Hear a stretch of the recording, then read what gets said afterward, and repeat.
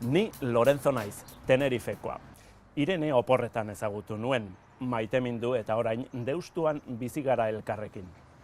Bere familia eta lagunak euskaldunak dira, eta horregatik nahi dut euskara ikasi haiekin hitz egiteko. Asko gustatzen zait motoan ibiltzea, baina eguraldiak ez du asko laguntzen hemen, euri asko egiten du, udan ibiltzen naiz.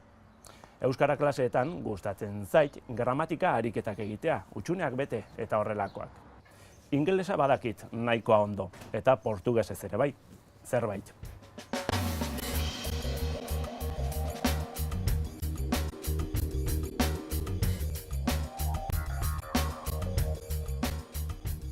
Susana naiz, Ablitasen jaio nintzen, baina txikitatik etorri nintzen Pasaia da. Haurdunago eta semearekin euskaraz hitz egin nahi dut. Hasiera-hasieratik euskaraz egin. Horregatik nahi dut euskara ikasi. Ez da erraza, baina frantsesa ere zen eta ikasi nuen.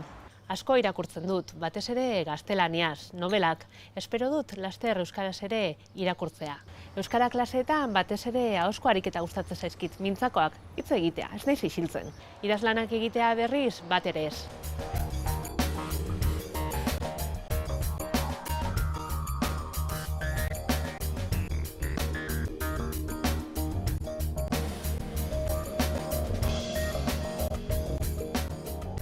Kaixo, ni Bero naiz, Asturiasekoa, herri txiki batekoa, Zeloriokoa, baina Gasteizen bizi naiz duela 10 urtetik.